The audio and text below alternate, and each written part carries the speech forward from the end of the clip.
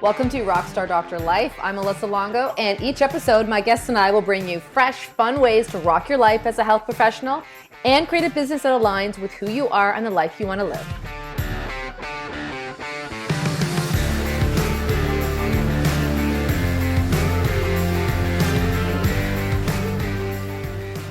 Hey everyone, welcome to another episode of Rockstar Doctor Life. I'm excited about this conversation today. I'm excited about every conversation I have, but I'm just getting to know Dr. Derrell, and we had a really great pre-chat, and I know he's got a lot of great ideas to share with us today. So I want to welcome you to the show, Dr. Derrell Blackburn. Well, thank you so much for having me. It's an honor to be here. What I love is discovering people's journey in chiropractic, and I know that our listeners really appreciate this as well. So maybe you can just start with, tell us all, who is Dr. Derrell, where are you living, what's your practice like, and what do we need to know about you sort of in a nutshell? Okay, so I graduated from Park University, 2013. I took a quick stint out of the country and practiced a little bit, and I came back and I started my own practice in Union City, California. I happened to be in a relationship, which happens to be with my wife right now, so that relationship worked out, and we started a family practice in Union City, California. From there, I realized that practice or business as they taught us in school wasn't necessarily as it was going in my office, or there were a few different obstacles or a few different challenges that I felt like weren't necessarily covered, or should I say options. So I was very close to Life Chiropractic College West, and it just so happened my department chair from Park University was the department chair of business at Life West, and offered me a teaching opportunity in the entrepreneurship class, because I also owned or founded juice and smoothie bars in the Bay Area as well as my practice. So things were going really well, and I was excited to share my experience, and he wanted me to do that. And from there, I was offered a role, I guess 7 years later, at the Joint Chiropractic corporate office in Scottsdale, Arizona, because I was running a membership-based practice. And if you know anything about the Joint, they're also a membership-based practice, affordable care. And they just wanted a little bit of my experience and perspective from the clinical side of things, as well as the educational side of things. So about a year ago, we bought a house in Scottsdale, Arizona, or Phoenix, Arizona, and we live here now. So things are going well. So you're still providing clinical care? Right now, I'm not providing clinical care. My wife is actually transitioning into practice out here in Phoenix. Yeah. And we still own our practice in the San Francisco Bay Area, and we support that as well. Mm-hmm. So you would have some experience working with your spouse. Yes. Yeah. Yeah. Do you have, we have a lot of listeners who are in the same position. Do you have any tips or tricks that have helped you and your wife? Do what you're good at. I think that's really helped us both. We stay in our lane, and I know what she's good at. She knows what I'm good at. And collectively, we work really well together. And as long as we stay in our lane, we work really well together, and we complement each other really well. And I can't emphasize enough how much fun practicing together is. Mm-hmm. And that's probably one of the biggest things I miss the most, stepping out of practice temporarily. But it's a fantastic time, I think, as long as you stay in your lane and you support each other's strengths. Mm-hmm. It sounds like you have either an entrepreneurial spirit that started before you became a chiropractor with the juice bars, or that came together. Want to elaborate on that a little bit? I think out of necessity. It's funny because part of our conversation where we were having prior was just about some of the disparities and some of the different realities we each have, right? Like we are limited to our own perception, which is a blessing and a curse. Mm-hmm. When we share it, it's great for others to hear. So one of my experiences growing up was that I really wanted a lot of nice things. Like I love nice clothes, I love nice shoes, things like that.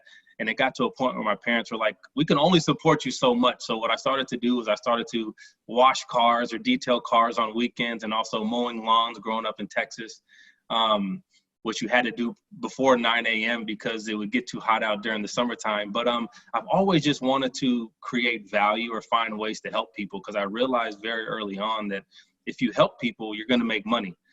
That's actually how you portray value and how you get paid for it. So from a very, very early age, again, as long as I can remember, I've been detailing cars and mowing lawns. And I actually had a daycare when I was about 13 years old, where I was watching like 3 kids.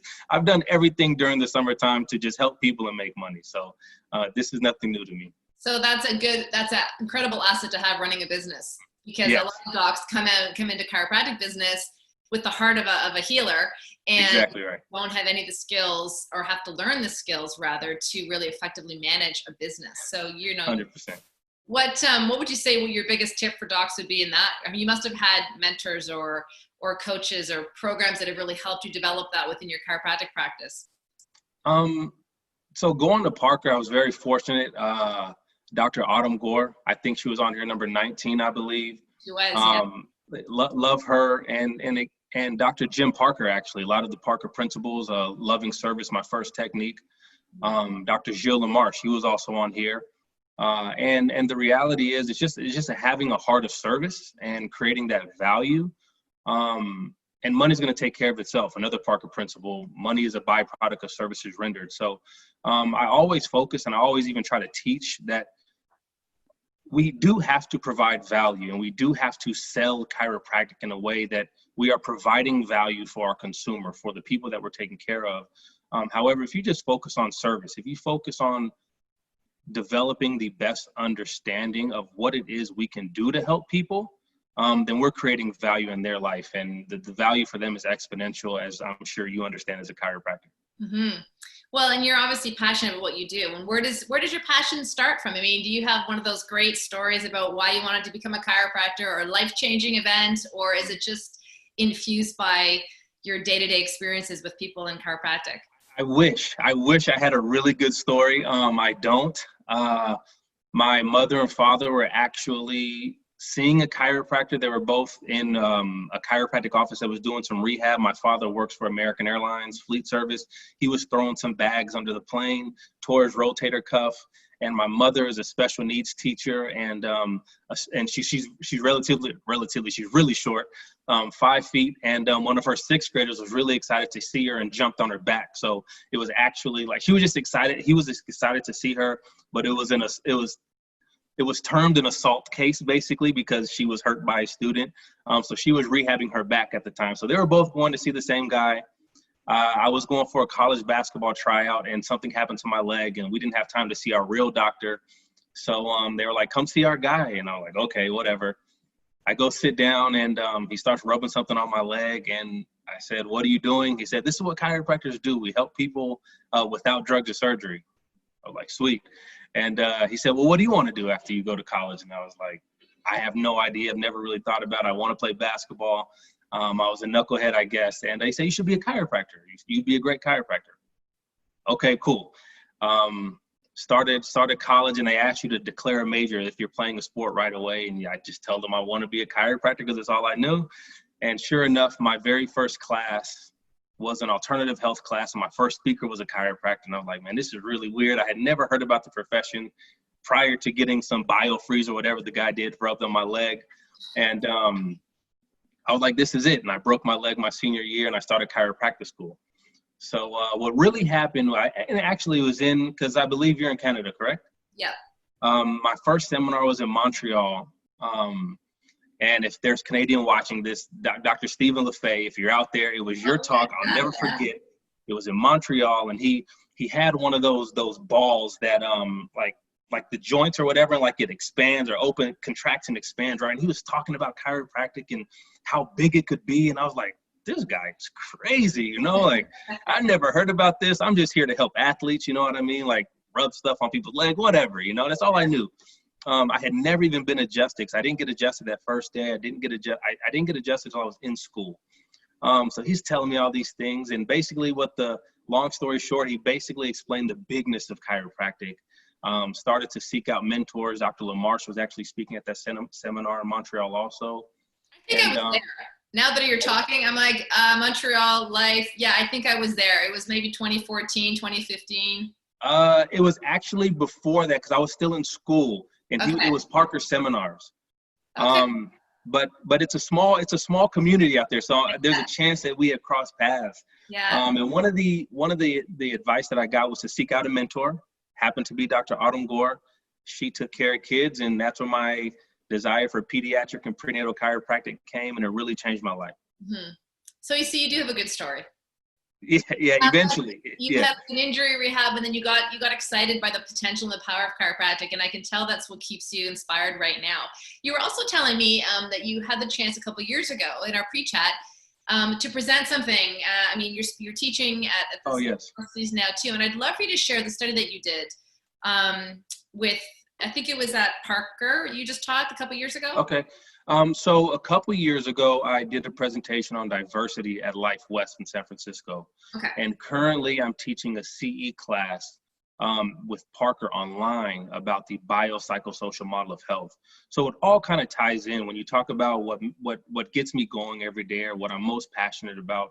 It's realizing that, again, somebody like me, my family, knowing that my parents would have done anything to keep me healthy or to keep our family healthy, never really knew anything about chiropractic. And that fundamentally, to me, is a problem.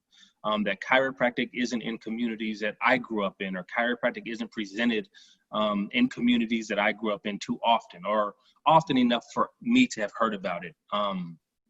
So what I did with the presentation a couple years back was about diversity and just the reality of diversity being extremely fundamental for life, not necessarily something that's new, or we always hear the keywords diversity and inclusion and things like that, but just the reality of all the way down to the fundamental unit of life, the cell. There's multiple functions of the cell, and each organelle has its own function, and without each other, they don't operate well. If you look at every ecosystem, I guess it's anthropology, right? Every ecosystem is constantly changing. We have to adapt, and we have to have diverse adaptability because of the constant changes. And recently, doing the biopsychosocial model of healthcare for Park University, I realized that diversity is really, again, fundamental to health, but it's very important to understand all that contributes to our health, which I think we know very well as chiropractors. Mm-hmm. Well, and it's an important topic right now, diversity in general, and embracing differences and listening to a lot of different perspectives. And, you know, listeners, viewers, what you don't know yet is that typically when I record these interviews, they get produced, and then they sit in a little file until they get released. This one is, you know, we're actually recording this today, June 8th. Many of you know there's been a lot of racial conversations, a lot of injustice that's happening, a lot of perspectives. And I wanted to have Dr. Derrell on because I wanted to understand things a little bit more. And I felt that, you know, in order to move forward and make some change, it starts with all of us, right? And trying to have these conversations and trying to embrace diversity. And really, you know, I'm thinking if I am a big-hearted, you know, educated person and I'm confused or I'm ignorant or feeling naive, and I also said to Derrell, like before this interview, I'm a little nervous. I don't get nervous to do these interviews very often, but I'm nervous and I feel vulnerable because I don't want to say the wrong thing and I don't want to offend anyone. I come from the place of I love everyone and accept everyone in our profession. I don't care the color of your skin, who you love, your religious backgrounds, where you grew up, you know, and to me, that's at my heart and what I teach everyone. Yet I know there's some concerns and confusion amongst colleagues about how to connect with everyone and how we can support each other. And so I wanted to have you on the show today so we can actually have this conversation a little bit more. I mean, diversity is crucial for us to learn from each other. Exactly right. Yeah.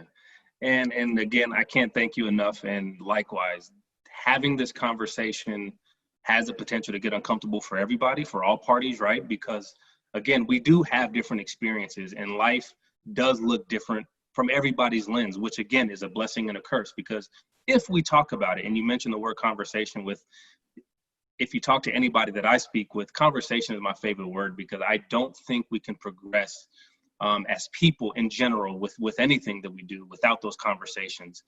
Because we have the opportunity to share perspectives. We have an opportunity to understand each other's perspectives. And like you said, in the last couple of weeks, I've had tons of conversations with people just asking, how can I help? I've never experienced, crazy, I'm getting emotional. If you know anything about me, I get emotional too all the time. It's okay.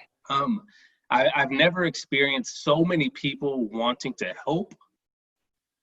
Sheesh, you have an editor? But not knowing how. I think they were both vulnerable here today. Yeah, exactly right. But not knowing how. And also with the real desire to help. And like you said, there's been different conversations on different sides of the spectrum in regards to from anger to fear to sadness to everything. And the reality is, like you said, we want to keep the conversation productive. We want to keep the conversation positive and be very solution-based to it. So all we have is our perspective. And if I can do anything on this podcast today, it's just to offer perspective and to realize, or to allow chiropractors to realize that the disparities are real, right? We talked about it within our profession, outside of our profession. The disparities are real, and we do have an opportunity to be a part of the solution. And it's been kind of sad to see some of the commentary going back and forth. And what I want to say first, or what I would like to prioritize, is for people to realize that as much as we want to make it political, this isn't really a political issue. This is about what I would consider right or wrong, racism or not, disparity or not. Like, there's actual facts, there's actual data that can support some of these things. And I've experienced discrimination from both parties, if you will. So I just want to make sure, because I've seen a lot of politically driven just because of the timing. None of this is really political. The conversations that have been had shouldn't be political when we're talking about progress. Now, are there a lot of thought process and different thoughts on what is driving all of this? It doesn't matter really. It's that it's in our awareness, and now we have an opportunity to talk about it. So now that it's in our awareness and we have an opportunity to talk about it, if we could remove any politics or any duality, if you will, and just understand that, like you said, as people, if we come together through understanding, we would be better. So the disparities are real, and in healthcare, the disparities are also real. And that's kind of where we were having a conversation earlier in regards to chiropractic really having an opportunity to be a part of that solution. And we have a lot of issues within our profession, like you talked about earlier, in regards to different leadership and the reasons why you started this podcast in regards to female leadership in our profession and things like that. But the same thing goes for people of color or for Black people, right? Like, we don't see too many leaders. And honestly, I don't know if there are any, unfortunately. Not yet. Yeah, not yet, right? in our profession. And one thing that going through school, speaking of my story, I just remember thinking to myself, one, I didn't know about chiropractic early enough. That's what I think. And that's a duty of mine to give communities like mine, or all the communities, an opportunity to learn what chiropractic is. But two, nobody successful looked like me. And that was a real issue for me. I didn't necessarily verbalize it. I didn't know how to feel about it, but we talked about seminars. Every seminar speaker I went to, never saw a Black seminar speaker. And apparently those are the people that were successful. That's what we were taught, or that's what we think.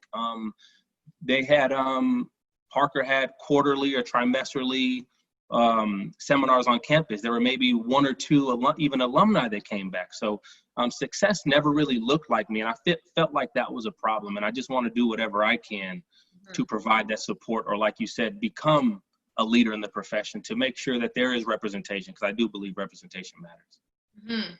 So the first place I go right now is like, what do we need to see more change, right? Yeah. And how do we move forward together? Yeah, that's a tough question. And I think the easiest answer is there's going to have to be a school, there's going to have to be a board, there's going to have to be a group that is willing to take that risk. Because regardless, whether it's a person of color, whether it's a female, in positions of leadership, I personally believe that the reason some of this doesn't happen already, because I'm sure it's conversation, it's very apparent, they have to take a risk and be willing to take some of the backlash that they're going to get from, whether it's the chiropractic community, whether it's the school, whatever it's going to be, to say, we're going to take a risk on this younger female, on this younger person of color. Because when you look at our leadership, a lot of times, again, it lacks diversity, not necessarily just from, like we said, genders or ethnicities, but what's most important is it lacks diversity of thought, because that's where the real creativity or the real innovation and the real progression actually happens. If you're sitting in a room full of people that agree, or that look alike, or have the same realities on life, maybe you're coming up with solutions, but you're really missing out on different thought processes. And I think that's where it's going to have to start. We're going to have to start opening our mind to different thought processes. And I'm sure you can relate as a chiropractor. We're very, I don't want to say one-sided, but it's, again, that duality always exists someplace, saying it's either this or it's either that. And it's like, well, technically, if they both exist, we could kind of move forward. You know what I mean? So it's a very interesting thought process, particularly in our profession. And like we talked about earlier, I'm sure it's every other profession, but this is just our reality, right? This is our perspective. But I hope schools are willing to take a risk and say, you know what? Let's shake it up a little bit. Let's add a little diversity to our leadership team. Not just because of diversity and inclusion, the group or the club that's on campus, or because it's a trigger word right now, but because we understand that different thought processes are going to provide different solutions. Yeah, I love what you said about it's what makes it fun and interesting and creative. You know, and we were talking in the pre-chat, you know, my life, I'm a woman. So in my journey in chiropractic, because, you know, at the beginning was very different because I was trying to do things as a woman, as a mom. I was a mom right away. And a lot of leadership has been male. And so the closest thing I have to any kind of oppression is being a female. And I have definitely been in situations where I've had to watch how I dressed. I've asked my colleagues, is this okay? Because I want to make sure that I'm perceived as being, having a brain and having, like, you know, professional, you know, content. And they're not thinking that. They're going to wear what the hell they want to wear. You know, I've definitely been in situations where I felt intimidated or threatened, or that I didn't have a voice. And I'm not comparing it to your experience, but it was my experience. And I try to put my head into how might, you know, Blacks, people of color be feeling, any minority group, even people who are afraid to share, you know, their gender expression, their gender identity or religious background, whatever it is.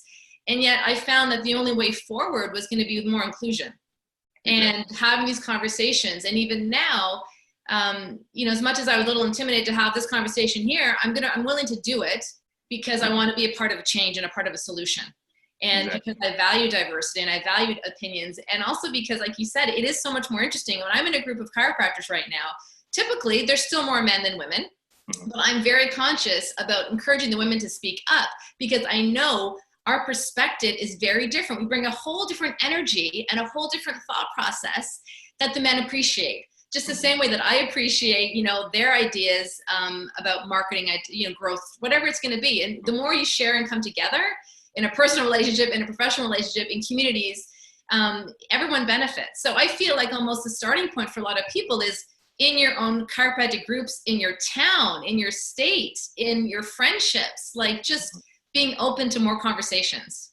Exactly. And the funniest thing to me is that our profession, and some people get uncomfortable when I make this comparison or don't necessarily agree, but our profession is actually very relatable when it comes to oppression, when it comes to the history of our profession, when it comes to what our profession has had to endure. When you look at the United States and you look at the insurance systems, or because I don't know much about the Canadian insurance systems, I know it's global, but like when you look at the United States and you look at the insurance systems, I feel like chiropractic in the healthcare system itself can also be viewed as an oppressed healthcare model, or this thought process that, you know what, we can't bill for X, Y, and Z. We feel like we're not enough. So let's prove like we're enough. Like this entire thought process. And I feel like we're constantly fighting. And if you look at, I believe it's Dr. Reaver, I remember listening to a conversation, one of my mentors,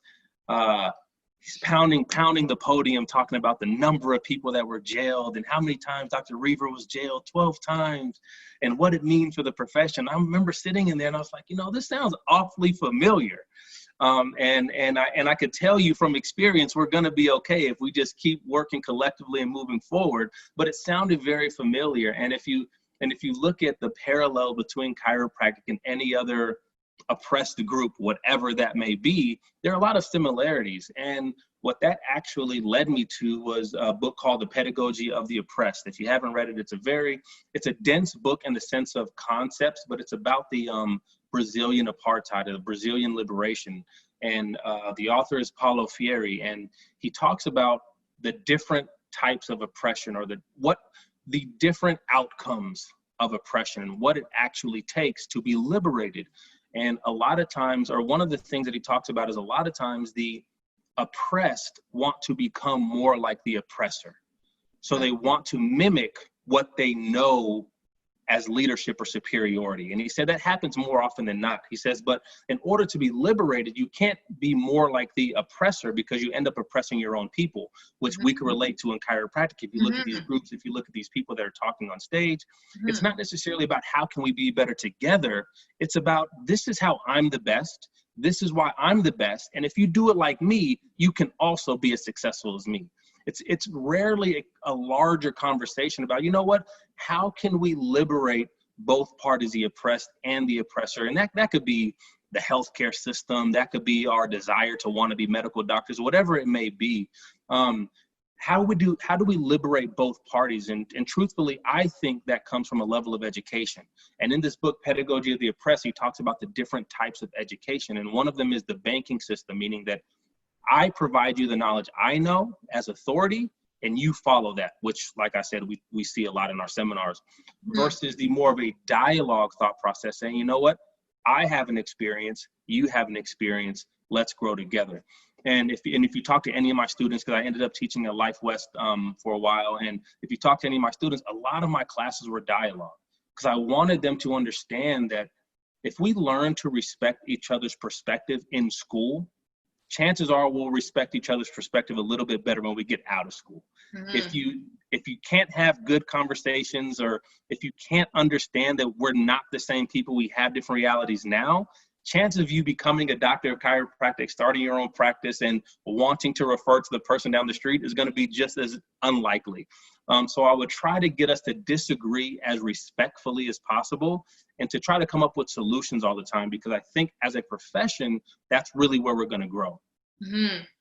It makes me think of the freedom to be ourselves, right? It's like, we're not supposed to be like someone else. So I'm not supposed to be like Derrell, or, you know, speakers that I saw on stage, or a practitioner down the street. You know, we can come together and share and learn, and then really discover the best of ourselves in that process. 100%. And again, the ironic thing with chiropractic, that's basically our premise, right? The premise is that we're all unique. We all function under the same roof, whatever that may be to you, but it's a universal intelligence in all matter, continuously given to it as properties and actions, thus maintaining an existence. We all come from the same thing. We all possess with this power, with this knowledge, with this wisdom within our body, that as chiropractors, the goal is just to express it. And nobody deserves that opportunity to express that less than anybody else. So I think collectively, if we could come to the bigger picture of how we can create a solution for what's really going on, or what I would consider some of these worldly or social problems, is that we acknowledge that. I can't thank Dr. Autumn Gore enough for always emphasizing that power that we all possess, that vital energy that we all possess, regardless of who you are, regardless of what you look like. But unfortunately, our profession does have a history of the same systemic oppression that goes on in everything else. And collectively, we have to have these conversations to be able to continue to empower not just each other, but everybody, right? Empower each other, have these conversations, and grow, and make sure everybody has the opportunity to experience chiropractic care. You know, you speak with such clarity and confidence, and I imagine, like most people, part of that is maybe innately who you are and how you were raised, or maybe it's from experiences that you've had that have helped strengthen and develop yourself. Right. You've had times where you've struggled with something, and how have you overcome them? Yeah, and I think just like everybody, that struggle is actually what makes us stronger, right? So there have been experiences in my life where I have struggled, where I have come to the point where you do feel alone, if you will, or you feel as if decisions other people made, you could have done something different about them. But the reality is, we are all the same, internally, innately, universally, right? And again, this is in the history books. Dr. Montague Cobb, as far back as I believe it was the 1920s or 1940s, it's kind of slipping my mind right now. He was a African-American or Black anthropologist. And what he did was, in order to fight discrimination in the early 1900s, he proved from an embryological level that we were all the same. He proved from a scientific level that we were all the same. And the reason that's so powerful is because chiropractic changed my life, not because of the delivery of the adjustment, but because of the understanding of these principles. And when you realize that these principles aren't necessarily just chiropractic principles, but they're actually fundamentals of how life works, how health works. And when you realize that's not different from me to you, like you said, male to female, ethnicity, who you love, you really start to remove all of that chatter. So when people come into my office, or what I would like to teach is that when people come into your office, it's not your job to tell them what's broken. It's not your job necessarily to diagnose what's wrong. Your job is to educate them on what's right. Because overall, as a quote unquote healthcare system, that's how it's designed currently, right? To diagnose and prescribe. And the reality is, if we could remind people what they're capable of, if we could remind people what the power that they possess to naturally heal, our job is only facilitation. That takes pressure off of us and that empowers them, and they take responsibility, and it allows them to be more of who they are, the best version of themselves, I like to say. But it's a tough conversation, because again, when we're built in this system of healthcare, we talked about the oppressor and the oppressed. When we want to graduate as this expert and make sure we can tell everybody exactly what it is and what is the subluxation and how can I remove it and whatever they say from stage, it's kind of funny to me now, because once you get out of it, you're like, oh, that's kind of silly. But we're taught that we're like the superhero, right? That, oh, you have subluxation, you have to come to me. It's like, not necessarily. Like, if they understood their body, they should want to come to you. But again, that's that ego side of things too, right? So there's a lot. Well, I feel like the power that we have as chiropractors is to lead people to what it means to be healthy too, and to share our ideas. I mean, don't get me wrong. For me, the most beneficial physiological thing that can happen to a person is an adjustment.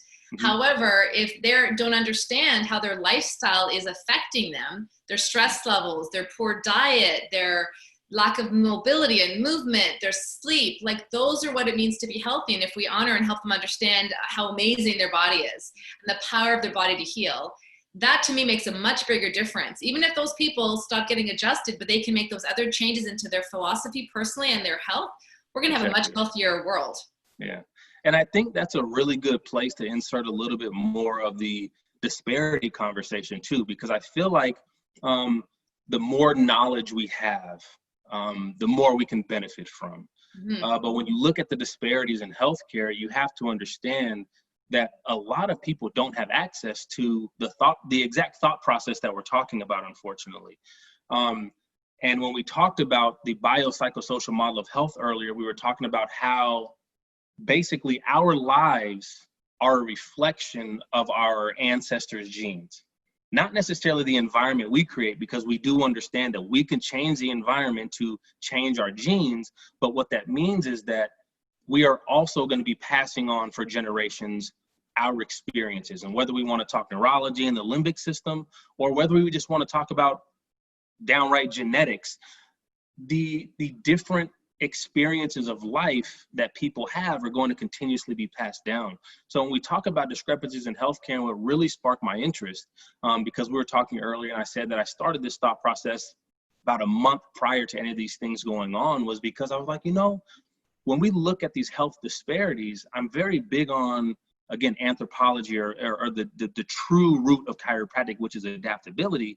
And when you really understand how our bodies adapt, or what we adapt to, the reality is we have a limit. So principle 24, limitations of matter, right? So we have a limit of what we have the capacity to adapt to. Now, in my office, I would always talk about, I can't do anything about your stress directly, but what I can do is build that resilience or decrease that vulnerability. And the decrease in that vulnerability is something that I really learned from Dr. Rob Sinnott when he talked about the trajectory of our lives, right? But I would share that with people because we can't do anything about their stress, truthfully. What we can do is we can help their body adapt to that stress better.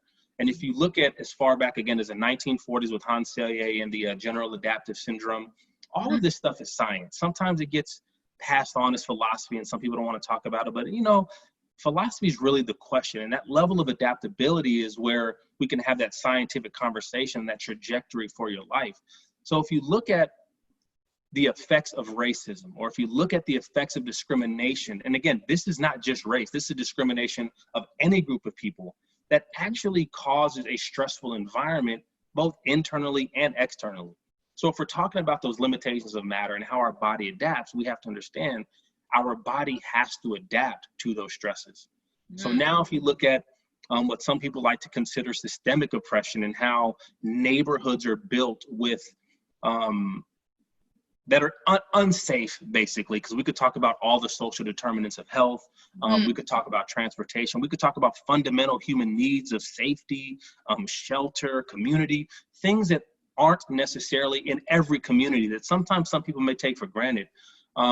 Something as simple as the furthest or the distance to a grocery store that sells fresh food, or transportation to that grocery store. How can we get this fresh food?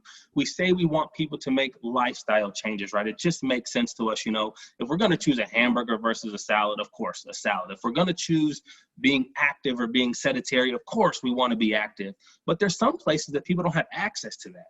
And if they don't have access to that, then again, it's kind of naive of us to say, you know what, you don't value your health enough, or you're not making the right choices. So the bigger conversation, and if you study, I believe his name is David Williams, he's a professor at Harvard. He talks about the effects of racism on chronic illness. And he has a research article, and maybe I could send you a few links, that he talks about what can we do now with what we know? Because he says there's still a ton of research, just like chiropractic, that needs to be done. We need to ask better questions. He says, but what can we do now with what we know? And one of the things he points out, he's I don't know if he went to Harvard, but he teaches at Harvard, medical doctor, and he talks about putting more health in healthcare. And that sure rings to our ears because it sounds like what we talk about all the time in chiropractic. He talks about prevention, developing this education system that is going to encourage more prevention or preventative healthcare measures. That also sounds awfully a lot like chiropractic.